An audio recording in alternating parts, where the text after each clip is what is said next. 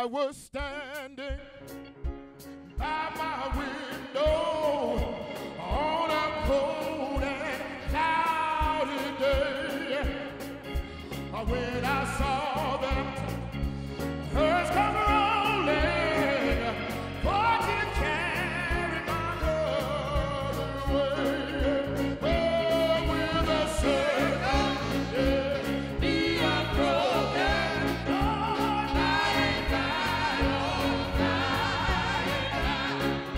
Well, there's a better on my way in the sky, Lord, in the sky. I said, Undertaker, I said, Undertaker, please rise slow. Well, for this lady said you are caring, Lord, I hate to see her go. Where will the circle be unbroken by and by, Lord? Oh, yeah. There's a better on my way. Well, in the sky, Lord, in the sky. Well, Undertaker, please rise slow. Well, for this lady, you are carrying, Lord, I hate to see her go. Well, be unbroken by and by, Lord, there's a better well, in the sky, Lord, in the sky. Well, will the circle be unbroken by and by, Lord? Oh, yeah. You see, there's a better on the way. Oh, in the sky, Lord, in the sky. Oh, I followed close behind her. Oh, try to hold her and be brave.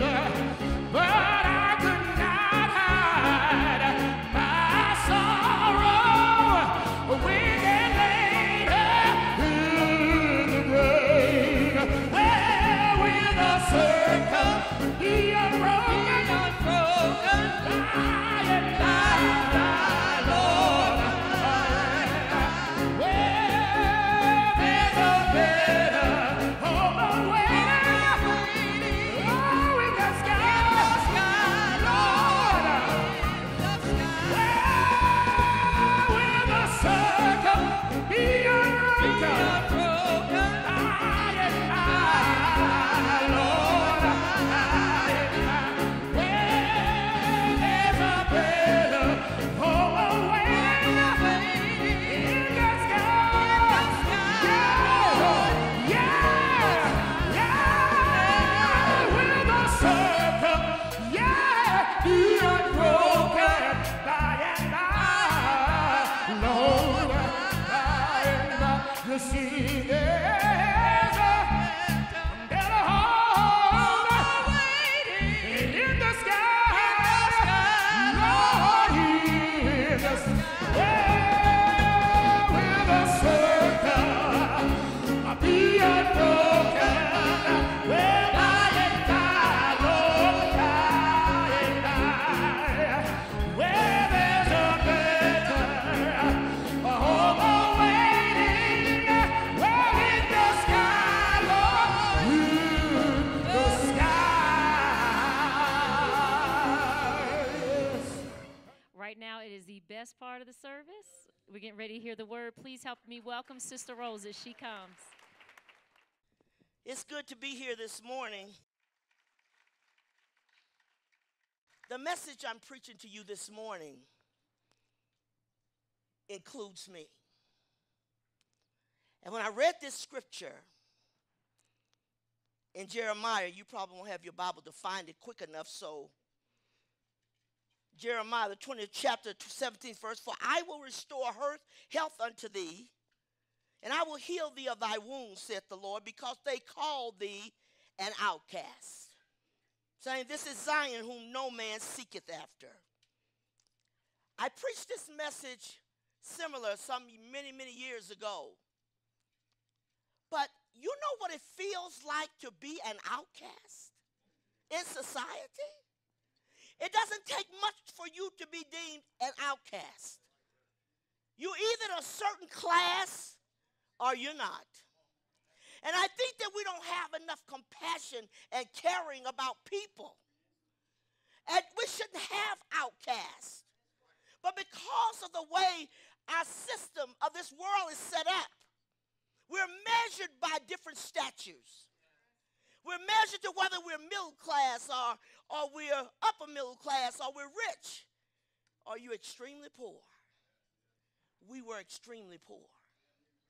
When I thought about this, I thought all the things that go with being an outcast. But the most important thing is that Jesus loves you and he goes for the outcast. I'm glad he came and got me because I couldn't have got out no other way. As I was just going a little bit and reflecting back on my own life, and they did a documentary. And so you know it had to be something quite different. They did a documentary on where we lived. And I got the tape not long ago. We showed it to the church. I cried all the way through it. We lived in what they call the I Go Pruitt housing area. You had high-rise buildings, but there were no penthouses. No such thing.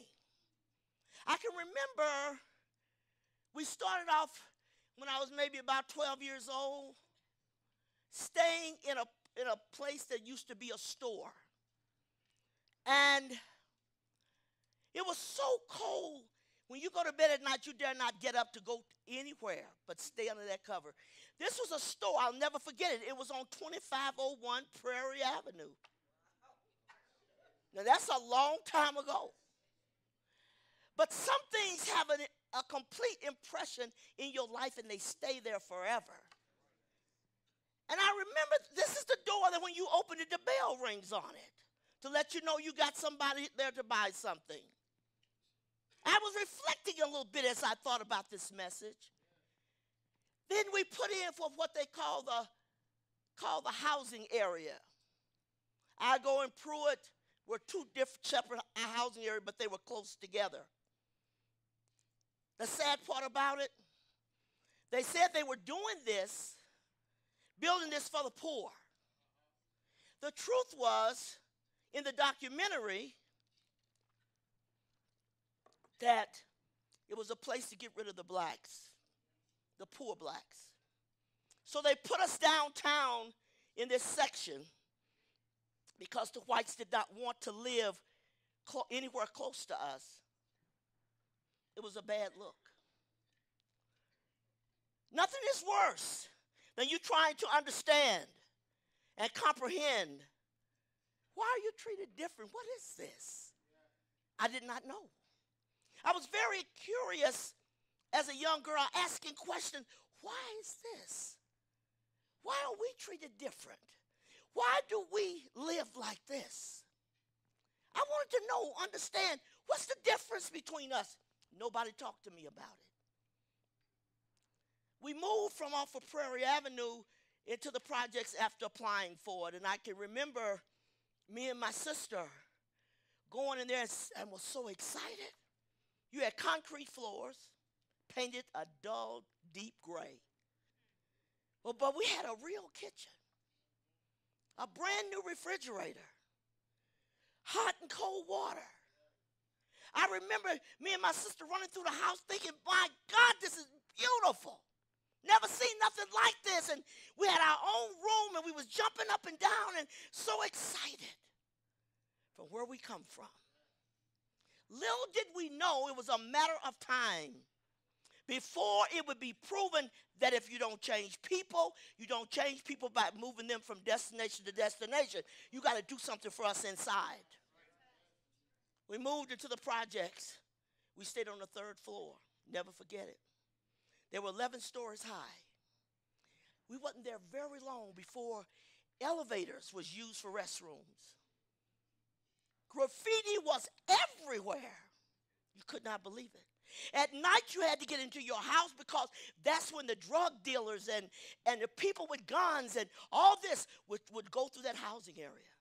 You could easily be killed accidentally. So everybody, when it got dusk dark, you got in the house. Our neighbor downstairs from us was preparing himself something for some food for him to eat. Nobody aimed at him, but he was shot in the back in his kitchen. I remember a young boy. He was 15 years old, and his mom said to him, "Don't leave the house. Stay inside until I get back." It was very dangerous to live there. He went outside anyway, and his mother did not know it because she hadn't got back yet. He went outside, and he got into a fight with another boy almost his age. And the boy stabbed him in the heart and cut his heart strand in two. And I can remember as a young girl looking and watching this young boy on the ground gasping for breath and thinking, what a horrible place to live. Because nothing was like they said it was going to be. So I understood we were the outcasts of society. Nobody came to see us. Nobody gave us a chance. Nobody thought we were worth anything. It appeared that we had no value. And I used to wonder sometimes, why is it this way? Why is it that we don't have any value? What's wrong? Nobody said a word. I'd ask my grandmother, why is everything different from these other people? And we're not like them. Because you're the outcast. Nobody comes where you are. We couldn't even get a cab to come there and stop because every time a cab driver came, if he stopped, they put a bullet in his head, and they found cab drivers after cab drivers laying over the steering wheel with a bullet to the head. So you could go out there and try to wave you a taxi if you wanted to. They speed up. Instead of slowing down and you had a taxi, no, they would speed up. Let me get out of here. I finally moved into another project thing after I was married, and it was on the 9th floor. And I remember thinking, I don't want to raise my kids here. And me and my husband used to sit up at night, and we'd have some ice cream and a piece of cake and sit out on the balcony. You could get shot on the balcony even if you were on the 9th floor. That's how drastic it was. But we were sitting out there just as happy as a lark. It's amazing what makes people happy today. They got to have a lot of everything to be happy. We sat out there. I can remember it very well. And I told somebody, I said, we were in the penthouse. Oh, it's so nice up here. You're in the projects. Hardly is there a penthouse. But I kind of felt that way, looking at the sun, looking at the moon and the stars in the sky. And we sat there and enjoyed our ice cream and cake and went on back in to go to bed. The bed consisted of a bed, no headboard, no dresser, no mirror, nothing. But we were happy. Really, you didn't know how not to be happy because you never had anything different.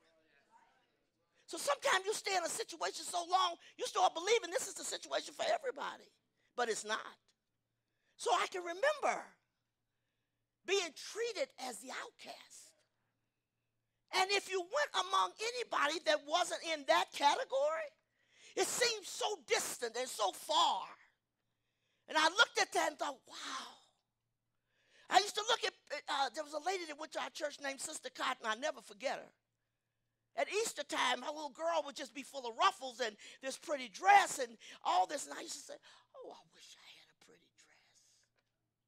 Because my grandmother was a very plain woman. She didn't believe in ruffles and frills and stuff. She always said, you don't need all that stuff. I thought I'd like to have me a ruffle dress and some ruffle socks. And I used to look at that little girl. I was a little girl. I looked at her and said, boy, I wish I had that. Isn't that pretty? I love pretty. Everything that was pretty meant it had some value to me. We wasn't considered pretty. We had the kinkiest hair on the planet. Take you forever to comb it out. Thick. And oh my God. At Easter time, we always got a chance to get our hair done. And any blacks here know what it is. We got our hair straightened. There was no perm at the time. They straightened it with a hot comb. Yes. And then they curled it with these curling irons. You cannot believe how pretty we thought we were. And we would take our head like this, like, wow. You know, it really moves. Look. Because our hair didn't move. You could shake it all day long. Those kinks were not going to move. So when we got our curls, we didn't only want to lay in the bed at night. We were laying like this because we didn't want to mess those curls down. And that was only at Easter time. And we get up and we wouldn't touch, we'd like, oh, don't mess with my curls. We felt so pretty for the moment. But the constant poverty is not healthy for anybody. It can destroy your self-esteem. You can be in a position where you say, I don't know if anybody likes me. So I remember you were an outcast even when you went to school. There was a girl sitting in front of me. I often told this story. I'll share it with you this morning. I was in the 3rd grade. I shall never forget if I live to be 100. God forbid that I do. And this little girl was real. She was black, but she's a light-skinned black, meaning somebody got tangled up here. And so her hair was so pretty and wavy. And so I reached up to rub her hair. I said, your hair is so pretty. And Miss White, I'll never forget it. She was my 3rd grade teacher, and I've been out of school for umpteen years. And she said, come to the desk. So I went to the desk. She said, oh, why were you touching her hair? I said, I just think it's so pretty. That teacher slapped me so hard. She slapped me so hard on my face, I remember thinking, what did I do wrong? I didn't know to rub somebody's hair was wrong. She said, don't you touch her hair ever again. And I went away crying. I said, I won't. But I pondered in my mind, what was wrong with that? Nobody told me it was wrong to touch somebody else's hair. What was wrong with it? I didn't know. All the questions I had as I grew up as a young girl, they constantly bothered me. I wondered why things were the way they were. Why aren't we like everybody else? Why are we different? In actuality, we're not different. We may be a different color, but we're still human beings. We're still people. Yes. Nothing is worse than being rejected. Nothing is worse. So the outcast is a person who has been rejected by society or a social group. It is you're made to feel inadequate. One who is rejected or cast out from home. One who isn't wanted. I don't feel like nobody wants me. That's why people take their life. That's why people don't make it sometimes, because they have got so much negative stuff. They believe that, hey, this is it. To be rejected is the most uncomfortable and painful feeling in the world. To be dismissed as inadequate, inappropriate, or not to one's taste. I don't care for people like you. Fail to show due affection or concern for someone. We can walk by poor people today and never feel this need inside to want to do something. We always pass these two homeless people on the road as we're coming to church, right on the highway where we turn off to come to the church. But they're always sitting in the wrong place where I can never get to them. Traffic's on that side. I always give money. Because I think, for the most part, we forget where we came from. We forget. Come on. I don't forget where I come from. I thank God for the opportunity and all the things that I went to, because it made me the person that I am today. It made me care about somebody else beside me, beside my children, beside my family. Let me reach out. Remember the pain of being rejected. Remember the feeling of isolation. You don't fit. You were trying to fit, but you didn't fit. You couldn't fit into those places. You wasn't accepted. Don't even try it. Stay back. And you knew to stay back. Not understanding why. But to be rejected, Jesus knows what it feels like because he was rejected. That's why he understands us. That's why we have this high priest who is touched by the feeling of our infirmity. That's why he's there. That's why he feels it. Every time we feel pain, he feels it. He's touched by it. He came to this earth that he might taste of everything, that he might understand what we're going through. Thank God that he did. I often refer to myself as a piece that was on the junkyard of life. I told the story before. I said, in my own mind, I could believe that Jesus passed by this junkyard that they had thrown us to. And he said to the man that was in charge, I want her. And I looked down at myself to see, after all this time of not being wanted, why would you want me? Why? And I came out, this is in my mind, I came out with my head down. People that are oppressed do not look up. People that feel like they don't fit, they don't belong, they don't look up. So I pictured in my mind me coming out from the rubble and the trash, and he was waiting there. And I want to know, why did you pick me? Of all people, why me? But then I found out that he loved me so much, and he saw where I was at, and he came there. You couldn't get royalty to come to the ghetto. You couldn't get royalty to go to the hood. The hood and the ghetto is one of the same. But Jesus was royalty. How in the world do you want me? We're what everybody don't want. We're the people that says, we don't need you. In our society, they will class you as pretty or ugly. If you're ugly, in their mind, according to their statute, oh boy, you don't get nothing. People don't like the way you look. People can't control how they look when they're born. You know, if we had some control and we chose to just make ourselves as ugly as possible, then you can say, why did you do that to yourself? But we had nothing to do with it. We're the outcasts. You know, you're ugly. She's not pretty. We seem to be drawn toward pretty people. That's true. If somebody has a handicap or somebody is not quite together, we tend to say, oh, gosh, why? Take a moment and say this morning to every person that's here, if you never experienced what it feels like to be an outcast, listen to Sister Rose, it's a bad feeling. It's a terrible feeling. It's to be unwanted, to be nobody really concerned about you. What do you want? Get away.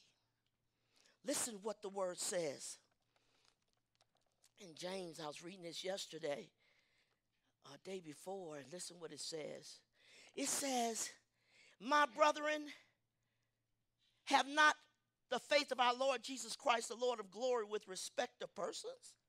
For if there come unto your assembly a man with a gold ring and goodly apparel, and there come in also a poor man in vile raiment, And ye have respect to him that weareth the gay clothing, and say unto him, sit thou here in a good place.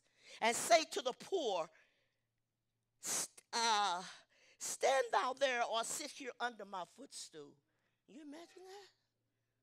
Because you don't have on the kind of clothes that we think is our society accepts you. If you don't have the design, if you got the designer clothes on, hey, come here, we have a special place for you. Why is that? Then he goes on to say, are ye not then partial in yourselves and are become judges of evil thoughts?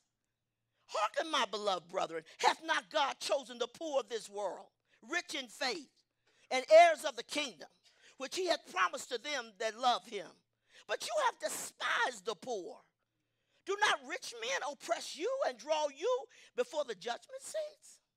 You despise people just because they're poor. They tried to pass a law here for a little while back saying, don't help nobody. If they're out there just looking for money and don't give out. What's this? When do you tell us what to do? If you work hard for the money, don't tell me what I can spend it on. So I'm not supposed to reach out to these people because they're all crooks. No, they're not all crooks. They're not all crooks. But we got this thing that people pay attention if you look a certain way and you have a certain thing. Oh, come here. Gosh, you're pretty. And look over here and say, we're going to answer to God for that stuff. As a mother with 7 children, none of my children looked alike. They all had their own look. They're individuals. But my second born, she wasn't considered pretty.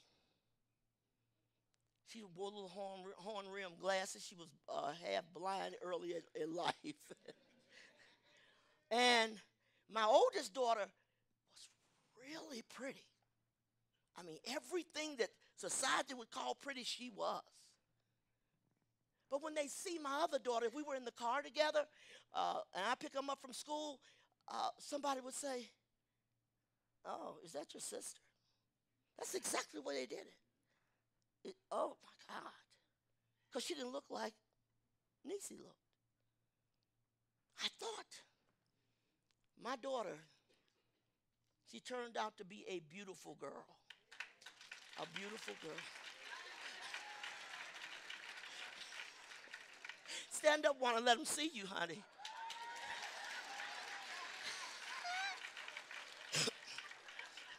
The only person that would do that in my family is her. I said to her, we need some of your confidence, sweetie. Because I don't care what is not quite right with her. She'll tell you, but hey, look at everything else. You don't get focused on one little thing that's wrong with me. She went to the mirror one day and looked at herself, and she thought maybe she better do something. She said, oh, you can't change this. It's perfect the way it is.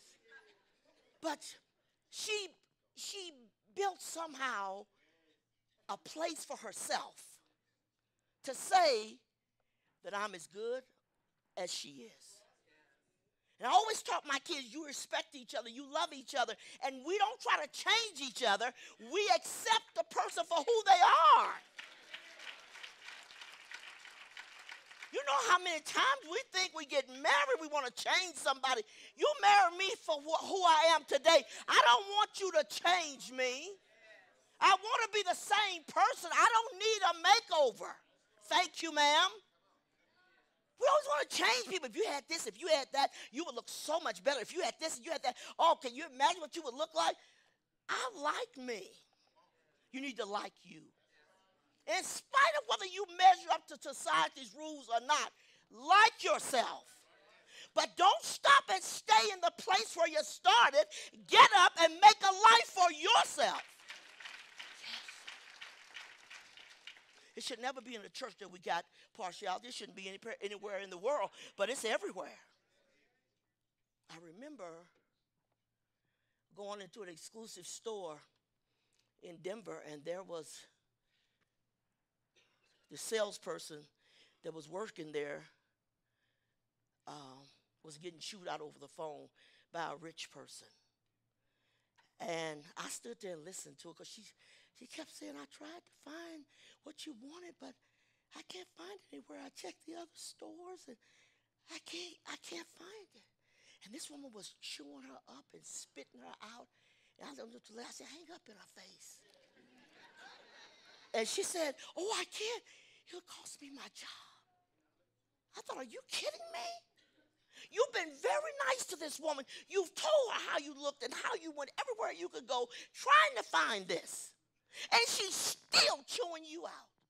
It's something about when some people get here, you get lower. Because for some reason, their self-worth is stomping on you, putting you under their feet. If you got to put me under your feet to have some worth, you don't have any. You don't have any. Nothing is worse than you trying to accomplish something that you would like to do. And everything seems like it's not possible. Nobody cares for you. You don't get the opportunity. You got to kick in doors. You got to tear roofs off the building. And I'm not talking about literally a roof. I'm talking about situations and blocks that come in your life. Whatever it takes, I'm going to make it work for me. Whatever it takes, I may have to fight harder. I may have to spend a little more time doing some other things, but I'm going to make it work. You know, when I was in the projects as a young girl, I used to say, one day I'm going to get out of here. I didn't even know how. I didn't have anybody around me that was supposedly be some role models that had made it out. I didn't have any of that. What was it inside of me except God put it there? You can get out. And by the grace of God, I got out, but I never forgot the people I left behind. Think about it. What about these people that you have looked down your nose at? What about the people that you've seen and just automatically think, you know, they're just, well, she looks real duffy. He looks like a nerd. I'm so tired of all these negative names that we plant on people. Do not become what people put on you. You must inside know that I'm good enough. I don't have to do what you want me to do to become good. The only person I need to do what I need to do is God. He's concerned, and that's what I'm short in, he makes it up. That's what I need, a helping hand, he does it for me. But don't let people define that.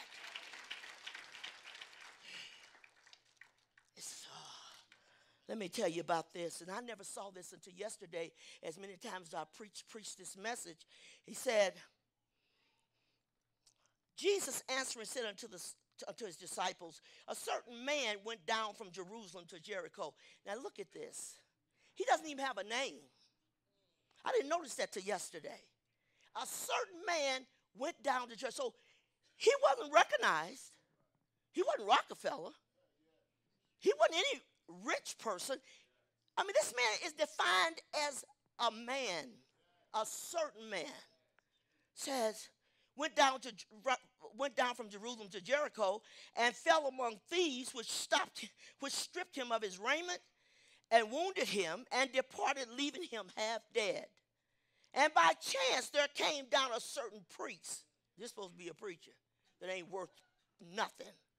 A certain priest that way came down that way, and when he saw him, he passed by on the other side. Did you not want to know if this man needs help? He's bleeding. He's been beaten. He's left on the ground to die, and you pass by on the other side? Come on. It says, and likewise, a Levite, when he was at the place, came and looked on him and passed by on the other side. But a certain Samaritan, and I'm naming him Jesus. Listen to this. As he journeyed, came where he was, and when he saw him, he had compassion on him. He felt his pain. He felt what happened to this man. He's bleeding. He's left on the side of the road to die. He's concerned. We're not even concerned with whatever's going on in this world, with people. So, says, and he went to him and bound up his wounds, pouring in oil and wine, and set him on his own beast. Listen.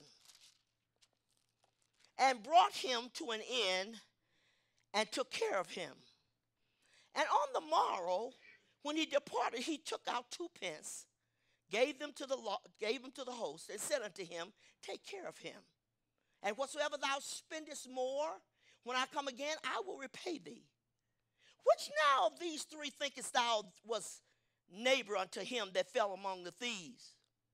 And he said, he that showeth mercy on him. Then said Jesus unto them, go and do thou likewise. What you just saw me do with this parable, you go and do likewise. Stop and see, do people need help? Yes, there are some dangers involved in meeting strangers. You never know what's going on, but not every person. So if I say everybody's dangerous, then I'm not going to help anybody. But he said, and even if what I've already paid is not enough, when I come back, I will pay you whatever else is due because I care. We don't care enough to reach out because we got to remember where we came from. God told Israel, he said, remember when you were strangers in the land. Entreat a stranger, treat them right. Remember when you were. I never forget when I was poor. I never forget it. I don't ever want to. And I'm not ashamed to say I walked that road because I think some things we go through in life that's difficult is there to teach us something.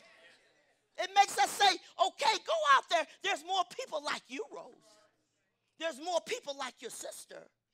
My sister was mentally retarded. I didn't understand that one either. I asked, what's wrong with her? You just teach her how to read. She can't read. Nobody says she's mentally retarded. I didn't even know what it was. I found that out later in life.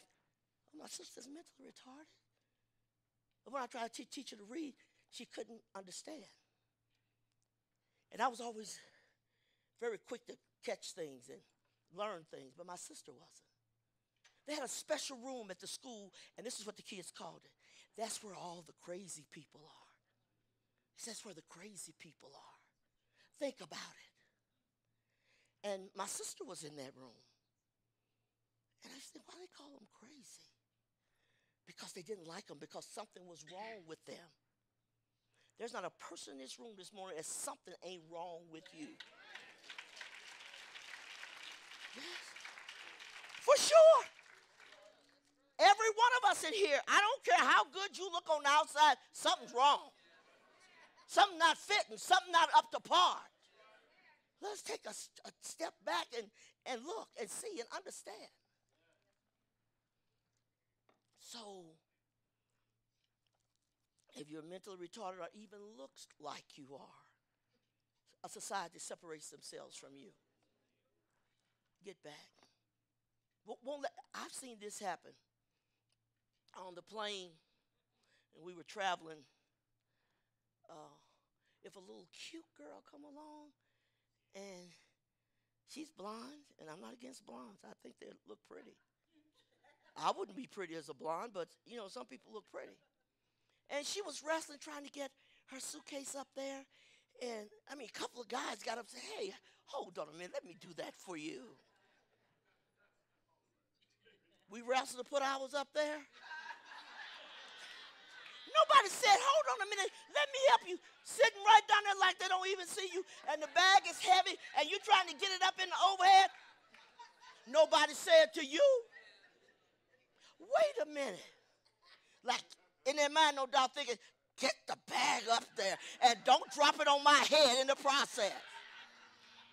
Yes, it's incomprehensible. It's amazing how you're treated simply that you're black or even simply that you're white. Because prejudice work on both sides. So I don't like a black person. I don't like a white. What's your problem? So then we say, our forefathers suffered much at the hands of black people. You wasn't the one. Well, okay, if my father did it to somebody, why don't I make up for that and say, let me see what I can do to make things better? But you shouldn't be tagged with that. I'm not my forefather. I'm an individual. I'm a person. How much do we stand back and watch people get mistreated because they're poor? Listen to this. I read this scripture yesterday, and I thought, if that's not true, listen to this. Solomon said, this wisdom have I seen under the sun, and it seemed great unto me. There was a little city, and few men within it, and there came a great king against it, and besieged it, and built great bulwarks against it. Now there was found in it a poor wise man, and he by his wisdom delivered the city. Yet no man remembered that same poor man. And he goes on to say, then said I, wisdom is better than strength. Nevertheless, the poor man's wisdom is despised, and his words are not heard. The words of wise men are heard in quite more than the cry of him that ruleth among fools. Wisdom is better than weapons of war, but one sinner destroyeth much good. So because you poor, you don't know what you're talking about. Well, why don't you get in the corner somewhere and be quiet? He's saying something, listen to it. He's poor, he's raggedy, has no decent clothes. Why don't you go somewhere in a corner? Why should he go in a corner? Why shouldn't you hear him? Just because I'm poor don't make me stupid. Who says poor is stupid? It's not. So I don't want to hear what you got to say. I told you about the story. Sometimes little children may say something to us, and we don't take it because this little kid, go have a seat. This little boy's daddy was out there beating on something he was trying to fix that had broke, and he had to get this piece off of it before he could fix it. So his little son sitting down there watching him, looking at him. Now, he don't know anything about this stuff, but he's watching him. And he keeps beating it and pounding it. And the little boy said, Daddy, if you hit that from the other side, it'll come right off. He said, boy, get away from here. What do you know about this? You get lost. Go on about your business. But when the boy left, he thought, I'll try it from the other side. So he hit it from the other side. It came right off. The people that we least esteem can say something that will help you in your life. Can say something. Yes. Don't be so quick to say, well, you don't know anything about it. You're not a musician. You're not this. You're not that. Don't have to be. Wisdom takes the place of it. I'd rather have wisdom than the knowledge of this world going nowhere. Give me the wisdom of God that teaches you all things. So wisdom is better. But we don't want to hear you. You know, he thinks he knows what he's talking about. He don't know anything. Some people don't like you if you don't have a degree and you haven't been to college. And the first time you say a word that doesn't sound proper in the English language, did you hear that? As long as you can understand me, it don't matter.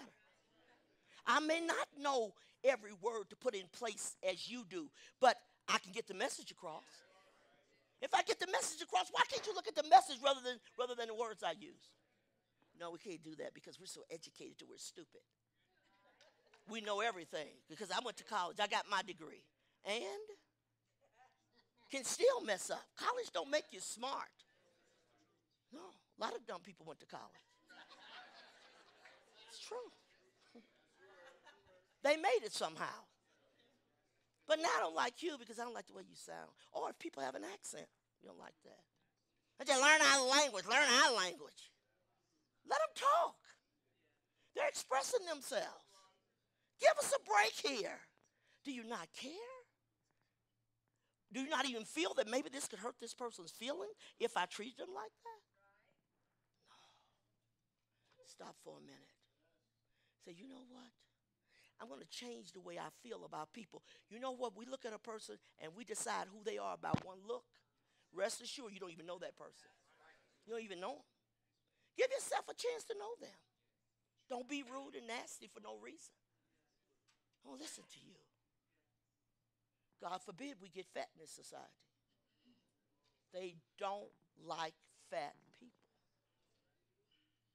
A man was in our church one time. He and his wife filed a malpractice suit because they messed up their son when he was born. And here's what the lawyer says to him. I'm going to tell you something. I'll be honest with you. If you don't lose some of that weight before we go to trial, no jury is going to help you at all. You got to get rid of that weight. I'm trying to put together how does weight and justice come into play. How is that I have to look a certain way before I'm accepted and see justice? It's true. Nothing made me more sick. We have a radio show called Just Cause. It is all over the country. I thought, what is it that we have put ourselves in a certain category? We did that because we tried to abide by society's rules. But at some point in your life, you may not be able to measure up. But don't even start out trying to measure up. You know how exhausted some people are mentally and emotionally because they're trying to measure up to somebody else's standard? The only standard you need to measure up to is God's standard. Everything else, it doesn't matter. Listen, Solomon said, I returned and considered all the oppressions that are done under the sun, and behold, the tears of such as were oppressed. And they had no comforter. And on the side of their oppressors there was power, but they had no comforter. Wherefore I praise the dead which are already dead, more than the living which are yet alive. Yea, better is he than both they which hath not yet been, who have not seen the evil work that is done under the sun. It says, oppression is a horrible thing.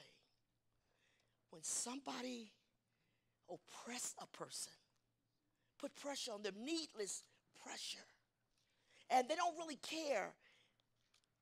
For the most part, as a black race of people, we lived a lot of our life under oppression. I'm going to do it to you just because I can. I heard on our show, they came on with a lady saying that and she was giving the numbers, how they vary from white to black. And she said, did you know that 1 out of every 3 American males that is born in this country will go to jail? Absolutely will go to prison. Now, you wait a minute. You mean to tell me I'm not even given a chance? Because if 1 out of 3 of our men that are born in this country, you are guaranteed to go to prison. How is that? I ain't even got slapped on my rear end by the doctor yet, but I'm already destined to go to jail? I get very upset about that. Are you kidding me? You're saying you're not going to give me a chance. I'm not even born yet. But if you are born, look at this. 1 of you out of every 3 males, black males, is going to prison. I said to a lawyer one day when they said they had to rule in the light most favorable to the government, I said to the attorney, I said, so if you have your evidence, if you put this in front of the jury, at the end of the day, if it's a federal case, they are going to rule in the light most favorable to the government. And I said to the attorney, I said, so what chance do we have? He said, you don't have one. So it doesn't matter how much evidence I bring. No, it doesn't. It really doesn't. I said, you gotta be kidding. No, I'm serious. We have to do that. If the government brings this case, we must rule in the favor of the government. Even if you're innocent, even if you show evidence that you're innocent, it doesn't matter. At the end of the day, we got to rule for the government. Now, something is wrong with that picture. That's where's my chance? Another thing, they said on the show, they talked about how many black people and white go to court, and the black person is going to get a longer sentence, and the white man usually gets less. It's like the cards are stacked against you because the system is so biased. It is so messed up until no matter what, you're not going to win. Doesn't matter what you have. You'd be surprised that the people in our society don't even know that, because we didn't know it until it came a time in our life we became a victim, and then behind the scenes, oh, this is how it works. Please give me a break. I can't believe it. We had our guys, there were 6 guys in this church, one being my son-in-law, one being my son. They built a software for the government to help them to locate terrorists that come in this country. They built a software that was Nobody else had ever done it.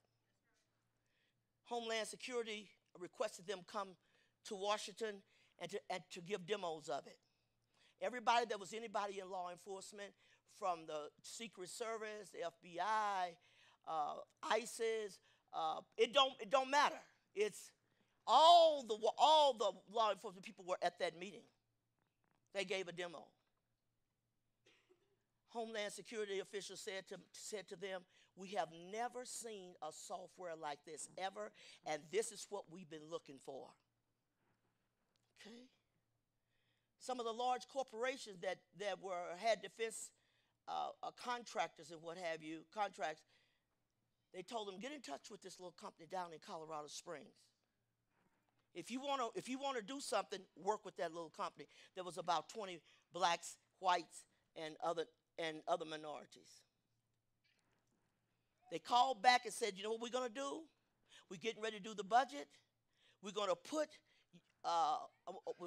IRP Solutions in the budget for $100 million for only the first one, the first piece, because it had 20 different modules. So the first module we needed bad.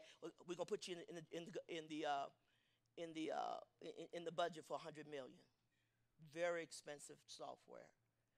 They said they've never seen nothing like it. That stuff did some of everything. Right after that, 2 weeks later, the business was being raided by 21 FBI agents. They say what we're coming for, we need to see your financial records. So the guys kept it in a file. They pushed it in the middle of the floor and says, all the records, all the financial records, we got it right there. Never touched it. Never looked at it. Went throughout the entire building, imaging computers, that we could steal this software. We don't have to pay for it. We can steal it. And put our people in a room and lock them in there. And said you can only come out if you are assisted by an FBI agent. Our family was devastated.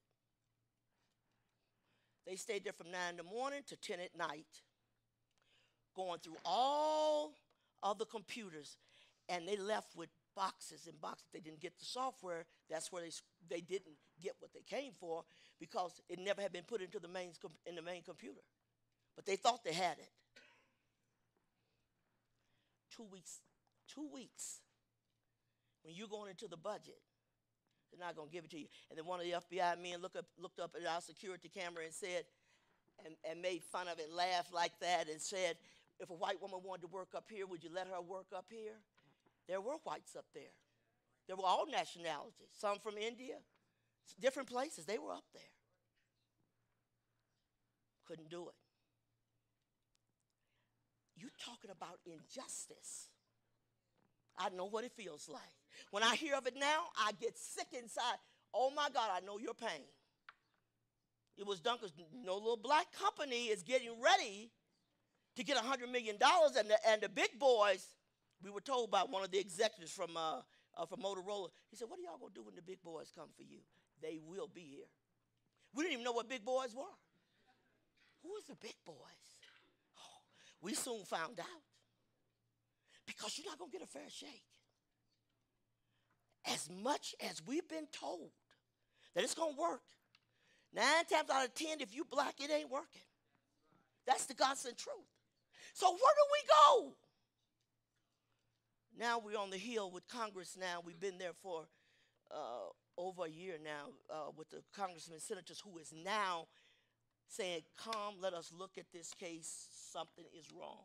It's been viewed by some of the largest firms in this country, said there's no crime here. What are these men doing in prison? You're the wrong color. But to yourself, you're the right color. I can make things happen. I don't have to be that color. I don't have to be mean. I don't have to be bitter. And I don't have to hate. I just know, be expecting this. We didn't even know that many sharks was out there. We soon found out. The information that we have today, if we'd have had it back then, oh God, what could we have done? But we learn, and we're learning for somebody else. So we have people contact us from all over the country asking for help, what happened to them. The stories are unbelievable. We need to look at each other as human beings. Get away from the color. Get away from the fact they didn't speak proper English to you. Get away from all these things and look at people as human beings that we got to reach out and help them. Whatever we can do. I want to help. A lady called Just Cause the other day. She said, I want to be a part of Just Cause. She don't live here. She lives somewhere else. She said, I want to be a part of this. I'm not looking for any money. I just want to help to fight. You have to fight. But when somebody degrades you and puts you in a very low state, if you will, refuse to stay there. Refuse to bow. Refuse to give in. So, oh no, I'm not giving in. They came after me. They didn't get me. They came up to the place and raided our business. I went up there, and the FBI man said, you get away from here. I said, who you talking to? Me? Me won't get nowhere. So you're going to leave from up here. And he started threatening me. I said, I'm not afraid of you. I want to know why you're doing this to my son and these other guys that's working up here. You come here to steal something. You want us to be quiet? He said, you're going to shut up. I said, oh, no, I'm not. He said, call the locals. I said, don't you look stupid. The FBI calling the locals. You're supposed to be bigger than the FBI, than the locals. I just sat down on the floor by the door. I said, I'm here for a while. And the man said, here come the local police up there. I said, let me tell you something. I'm not going away. He said, ma'am, I didn't come to bother you. I didn't come to bother you. He said, they called me. You know what's wrong with America? Its citizens, most of the time, we are so afraid because they intimidate you and they make you afraid to fight because you're too big to fight. As long as you got God, nobody's too big to fight. It's a fact. I've been fighting all my life. I'm probably going to fight to the last breath. Don't give up. People need to come together and say, we're going to treat each other the same. It looked so beautiful when they had this march not long ago, and it was black and whites. They come together. Say, no, this is not right. Shouldn't be this way. Somebody's got to holler out. And if God puts you in a place, if you get to a place of exaltation, remember the people back here. Remember how you would like to be treated. Remember how they treated you. Let's remember. Let us remember how difficult it is to go to bed hungry at night. Let us remember the pain in our stomachs because we didn't have enough food. Let's remember we didn't have clothes that were sufficient for us. We were called the poor kids. Let us remember of the people who called you poor. And if God blesses you and raises you up, don't be bitter at nobody, but stand tall and fight for those who can't fight for themselves. Yes. Come a long way. But we still got a long way to go. And every person in this building this morning, if suddenly you looked around this building and you didn't see nothing but just people. You didn't see black, white, Hispanic, you didn't see none of that. Just people. How much beautiful will the world be? Yes. It doesn't matter if you're fat or skinny. I heard that story. I'm getting ready to close. I heard that story on TV. This woman, she didn't like fat people. So she said, this lady was walking down the street. She was overweight, eating an ice cream cone. And she walked up and slapped it out of her hand and said, you don't need eating ice cream. I thought that shouldn't have been me. Because before I got saved, I was a fighter. I fight everybody. I'm still fighting, but it's for a good cause. And I thought, you took my ice cream. I don't care whether I'm fat or not. I like some ice cream. You happen to eat some and you don't get fat. I eat it and get fat. I like your nerve running down the street. Don't take my ice cream cone, put it on the ground. I'd have went and got it, picked it up, and smashed it in her face just like that. Now, how that feel? See, everybody that's fat is not because they eat bad. All kind of issues pertain to that. Do we have a lot of people that eat bad? Of course we do. But what's it to you? What's it to you? Just live your life. Whatever you want to do. But don't tell other people what they should be. Stand up. Say, I'm going to be strong. I'm not going to look at people as what color they are, whether they're fat or skinny, whether they're poor or rich. Don't care about any of that. I just want to love people. That's all. That's what it's really about. I just love people. I don't even see all this stuff you're talking about. I love people. We are people. Just leave off the other part. Leave all that off. And we will create something in this world that will benefit a lot of people if we just reach back and get that one that couldn't get up. And you saw them and you got out. What are you doing to the ones that didn't get out? Think about it. This morning, if there's anybody in this room that says, Sister Rose, you know what? I feel like the message God was talking to me, I have the nerve to feel uppity and bigger than other people because of what I've attained in my life. Arrogance is the most ugliest thing on the planet. Pride is the most ugliest thing when you think you are all that. Take a look. You'll find out you're not all that. We could show you several things wrong with you while you're placing yourself in that position. This morning, while singers and musicians come forward, if you're here this morning and you say, I've kind of let people put me down most of my life, get up, baby, get up. Say, I'm going to make a good thing out of my life. And I'm not going to tune into the negative voices. I'm going to listen to the fact that God made me who I am, and that was a good thing. He never made nothing bad. And so I am going to take what he has given me and become what I can be. But if you look at color, if you look at whether they're poor or not, or rich or whatever, who cares about all that stuff? This morning, Jesus loves all of us. He's the good Samaritan that came by. He didn't pass by. He didn't leave you on the other side. He didn't care that you were bleeding. He cared about you. I'm going to help you. Let us have enough compassion, enough feeling that we say, I'm going to do something. I'm not just going to talk about it. I'm going to do something important. Oh, if we had more of that. Who was the lady that I hugged and she said to me, you would hug a person like me? I said, what makes you unhuggable? What makes you? What is this? I didn't think you would hug a person like me. Why not? Get a grip here. I said, baby, you're worth hugging. I got people all over this place that constantly says, Rose, can I have a hug? You know what? Because it's a love hug. It's a love hug. And it has nothing to do with all this other garbage. Let's just reach out. Hug people.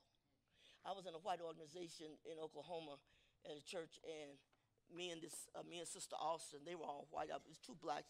I was the first one in there. And we used to sing together. So her family said to you, how does it feel to sing with a colored? I thought, since when did color control my vocal cords? How does that define me? She said, it feels like anything else. Yeah. White people can sing. Black people can sing. There's some white folks that can't sing. There's some black folks that can't sing. But if you can sing, hey, let's join together. Let's make a joyful noise. Yes. Yes. I'm going to do something different. I love reaching out to the people that somebody thinks you shouldn't reach out to. Reach out to them anyway. If somebody pushed them aside, you go over and put your arms around them. It's going to make all the difference in the world. And then they stand back and look at you stupid like, what is this? One more story and I'm ending. Charles and I went to Boca Raton, Florida. We were there on vacation. So they're showing you around the hotel, the resort. And most of the people that are there are either Haitian, Jamaicans, and some from Africa. So when we came down the hallway for us to show us our suite, here's where they are in the hallway. Everybody's like this. So I'm thinking, why can't these are oppressed people? And I said, hi. And she said, hi. I went over to her, I said, honey, hey, give me a hug. And the woman that was with me like, what are you doing? I thought something that you should be doing. Why are these people less important? They cleaning up your filth that you leave for everybody. Give them a chance, for God's sake. Just oppressed. You can tell oppression, it always bows people over.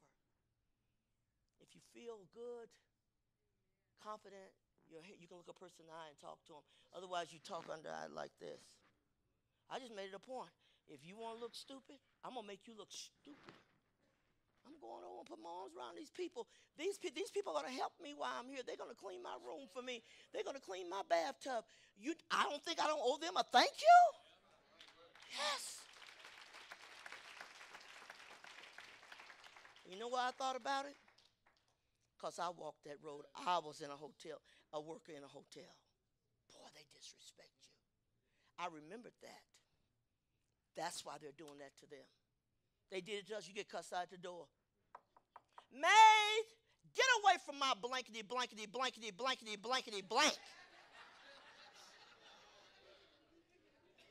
It's good for us to walk into some paths that we never walk so we can see what people feel like when they walk that path. Stop for a minute. Thank God who brought me through it. Let me learn from it. Let me see what happens behind the scenes. People ain't treated fair. We went to the Waldorf Astoria, I think that's the way it's pronounced, in New York. And the lady said the Saudis come there every year. Every year. They tear up the hotel. We don't want this wall here, remove it. We don't like this door put there, put the door over here. They completely remodel the hotel for money. Now, if you and I go there, they ain't going to tear out no walls. You got to have enough money for that. I said, oh, honey, they changed the hotel. And then they ship all their furniture from Saudi Arabia, and it's here. So they got to move off all the furniture that's from this country. No, they don't like that stuff. Had to create all kind of things, make special things. And the woman said they won't tip you, not even 50 cents. They don't tip nobody. I thought, how is that? I feel like a tip is in order if somebody has given you a service. It's in order. So if you're sitting here this morning and say, Sister Rose, I'd like to have prayer. I've been through some things. I'd like to stand up for myself. I'd like to be stronger. I'd like to be the woman or the man that God made me to be. I need to change some things. Honey, don't live your whole life and die a recluse or somebody who is so down they can't look up at nobody. They died that way. Don't die like that. I mean, if you got any years left, make them count that I'm worth something. Jesus thinks you're worth something. Yes, he does. Along my way, to and fro, trying to do good, let my goodness show. The enemy came, try to take my life, took all I had.